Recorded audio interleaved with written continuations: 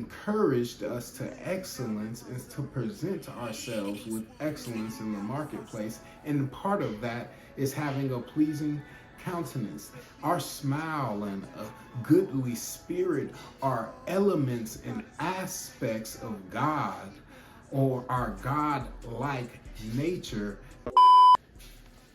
What if a smile on your face and a pleasing countenance is the difference between a blessing and a cursing? A sale and someone getting up and walking away from you. How could these things possibly turn into a blessing for you? How can a smiling face and a pleasing countenance turn your life upside down for the negative or for the positive? The trait that we're going to talk about today, the pleasing trait that we are going to dive into today, is the trait of having a friendly smile. This video is called Turn Your Face to Good, or Your Face, God's Presence. Now, to start this off, Napoleon Hill says that having a pleasing smile or friendly smile is one of the quintessential traits of a pleasing personality. It is by no shock, and it's quite obvious that a pleasing smile is way more welcoming and inviting. But today I'm going to give you some advice and principles in reference to how a pleasing disposition or the habit of smiling will help you in your spiritual journey and in your business. Now, one of the first times in the Bible that we hear about the face is in Genesis, or the countenance of someone's face, or someone's facial expression is in Genesis chapter 4, verse 6, right before Cain slew his brother Abel. In Genesis chapter 4, verse 6, it says, And the Lord God said unto Cain, Why art thou wroth? Why hast thou countenance fallen? And then very shortly after, Cain has a conversation with his brother, and then he slays him. In verse 7 it says, If thou doest well, shalt thou not be accepted? And if thou dost well, sin lieth at the door, and unto thee shall be his desire, and thou shalt ruleth over him. And Cain talked with Abel his brother, and it came to pass when they were in the field, Cain rose up against Abel and slew his brother. So I said that having a pleasing countenance or friendly smile could be a blessing or a cursing.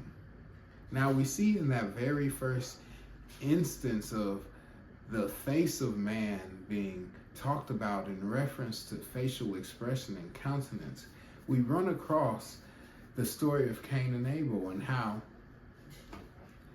the Bible points out for very good reason that Cain's countenance fell.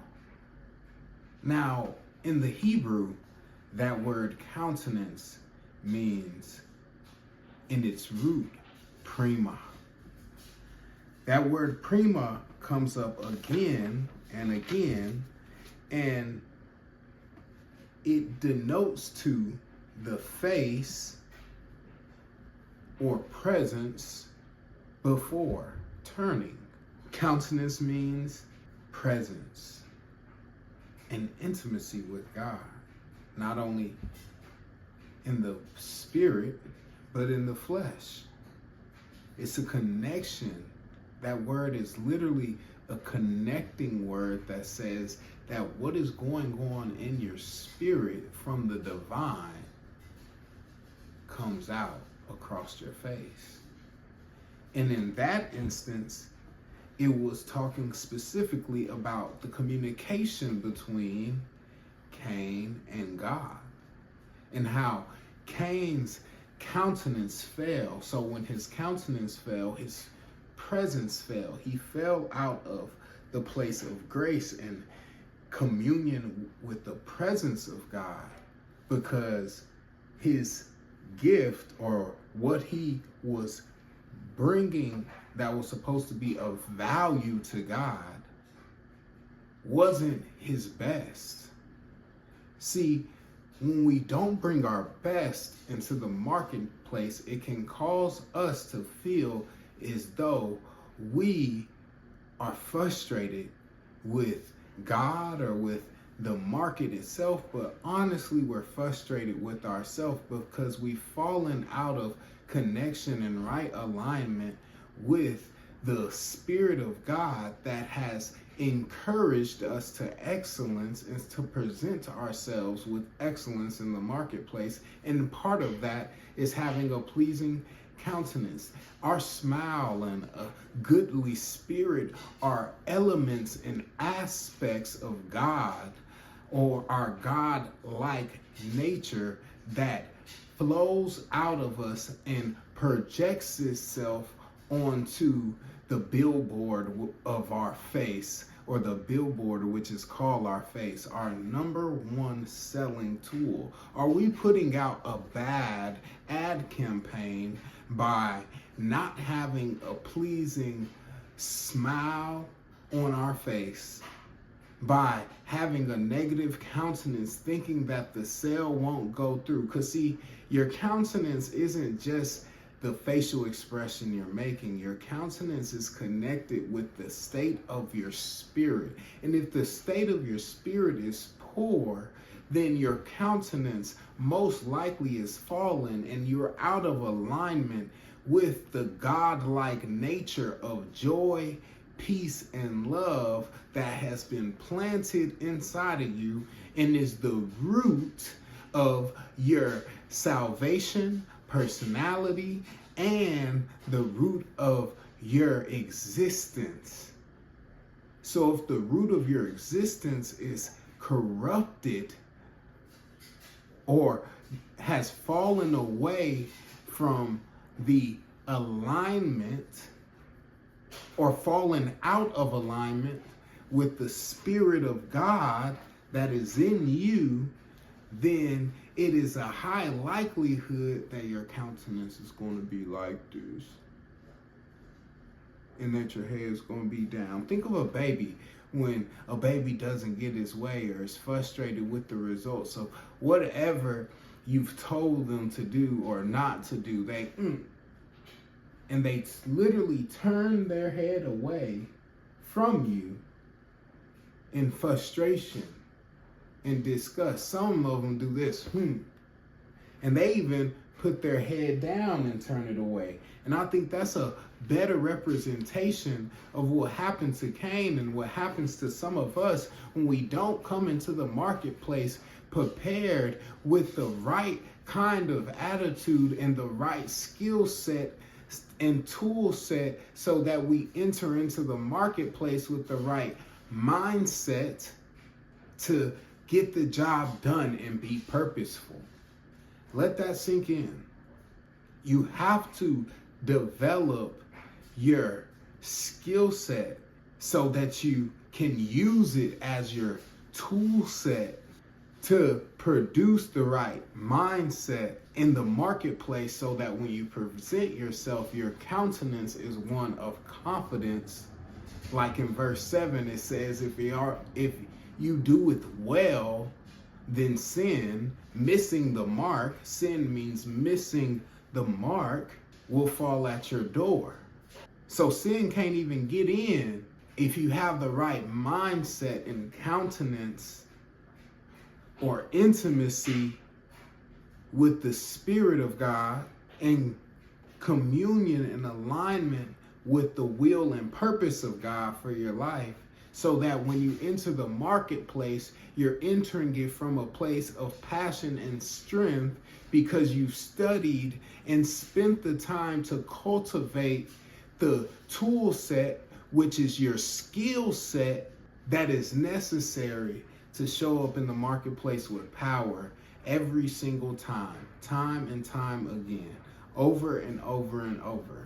Now, let's move on. Now, in Genesis 7, it says, like I was saying, if thou doest well, shalt thou not be accepted. So we're going to talk about 3 different points. The first point being, improve your countenance to keep from sinning, or improve your countenance to keep on winning. Come on now. Improve your countenance to keep on winning and to stop the sinning. Missing sin is missing the mark. God has given us the fruit of the Spirit. One of the fruits of the Spirit is joy. Another fruit of the Spirit is peace. Another fruit of the Spirit is love. All of these are fruits of the Spirit that can be read on your face if you produce them or if they're being produced in your life. So the first thing is improve your countenance to keep from sinning and to keep on winning. The second is face God and receive his presence. Now, like I was saying, that word countenance in the Hebrew, in the root dialect, means prima. Some of the other translations means to look or to turn to intimacy, intertwined with the divine nature of God. So if we look to God, if we look unto the hills, to the one who is in the hills, from which cometh our help, knowing that our help cometh from the Lord. I was reading Psalms 100, and this is a total side note, totally not planned, but I was reading from Psalms 136 last night, and I saw this passage, and it was, just stood out as interesting to me because David kept repeating this phrase, and this phrase was this: and for his mercy endureth forever. He would say, even in heritage unto Israel, his servants, for his mercy endureth forever, whom remembered us in our low state, for his mercy endureth forever. Verse 24, he redeemed us from our enemies, for his mercy endureth forever. Oh, give thanks unto the God of heaven, for his mercy endureth forever. If we are recognizing, if we turn our face to the truth that even in our lowest state, God's mercy has endured forever, we should have enough awareness to be able to tap into the power of God's mercy and the truth of God's mercy and the spirit of thanksgiving that comes from God's mercy, and turn our face to God, not turn our face away from him. Does that make sense? If in the marketplace, we're entering into the marketplace like we believe in God and like we're children of God, and the presence and countenance of God flows through us in our expressions and in our words and in our speech and in our thoughts, especially in our thoughts and in our spirit, then we will engage with a God-like passion and a God-like countenance that ebbs and flows like living water in a way that allows us to connect with the marketplace. Have you ever walked up to a customer and in the moment that the customer does something that you didn't expect, it causes you to doubt whether you're going to get the sale, and your countenance falls instantly? Whether you realize it or not, in your face it's falling, but in your mind and in your spirit, it's already falling. So your face is going to follow, and you're not going to have the right type of energetic response to keep engaging with that person in a way that is going to wrap everything up, lead to the sale, allow you to produce and make and ask better questions to get them to the next stage of your process and ensure that the sale or partnership or merger goes through smoothly without delay. If your countenance falls, then your focus is off.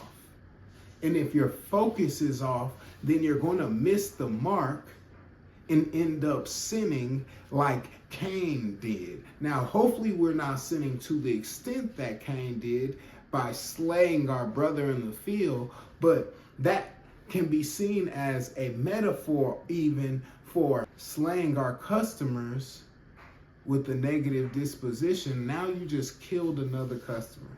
You just killed another deal. Because on your face, your countenance failed, your connection and intimacy failed, your faith failed, and you begin to doubt. And since you begin to doubt, you transmuted and transferred and transposed. That doubt is now transposed onto your face. And since it's transposed onto your face, it is now projected to your client or your customer. I know you're tracking. I hope you're tracking as good as I'm speaking. So Psalms 29 or Psalms 27 verse 8 and 9 even goes on to say that when thou saidest seek my face, and we're here that word face again, and it in the Hebrew, even in this aspect or in this instance, it's that word it is that word prima. No, it's panem.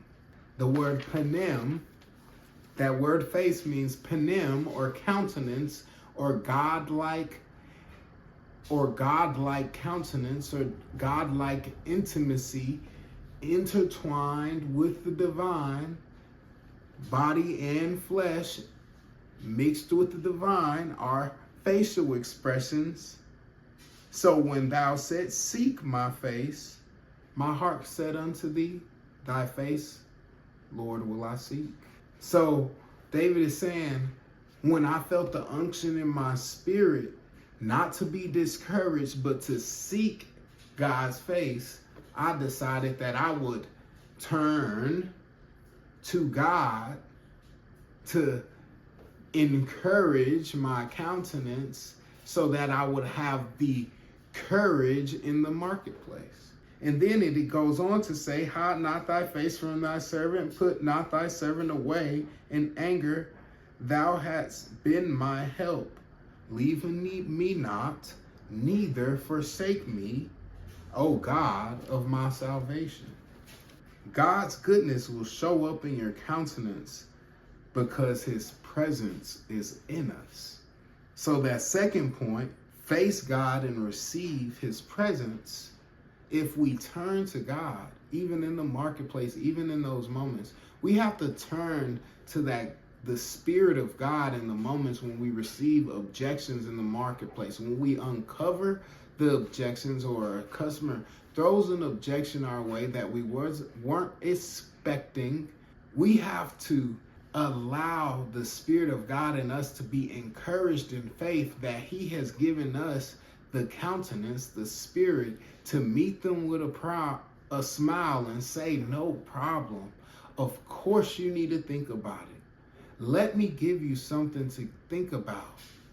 I want to give you a 5-minute presentation of all the numbers so that when you go home, you have something to think about. Is that fair? Extend your hand.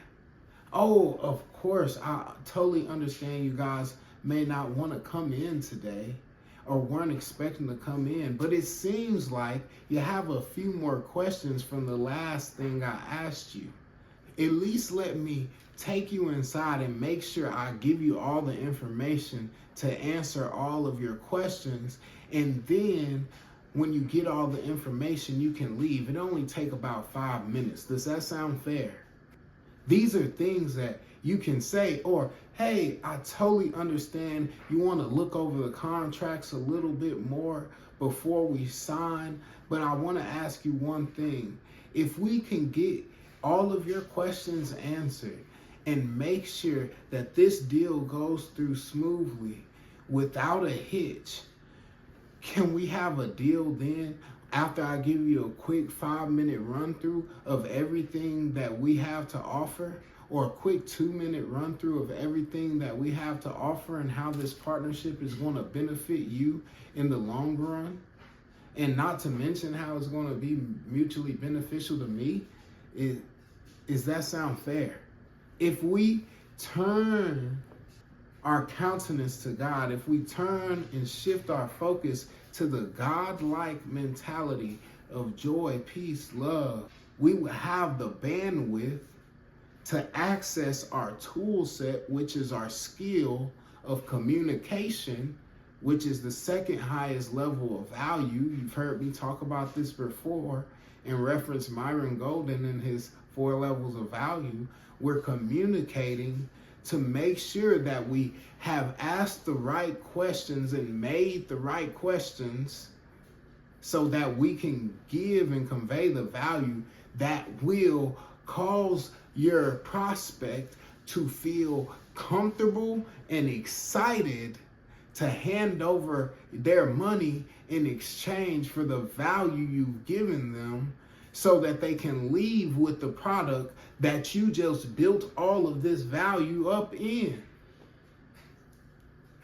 So, turn your face to God and receive his presence. Now, last point is, don't let your countenance, or your countenance will betray you.